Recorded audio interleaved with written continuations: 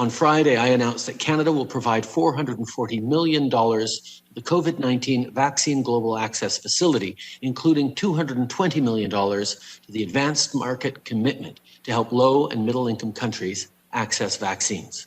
This is an important initiative, and I encourage other governments to join in as well. We need to work together, and not just on vaccines. Canada believes that a strong, coordinated response across the world and across sectors is essential. This pandemic has provided an opportunity for a reset. This is our chance to accelerate our pre-pandemic efforts to reimagine economic systems that actually address global challenges like extreme poverty, inequality, and climate change.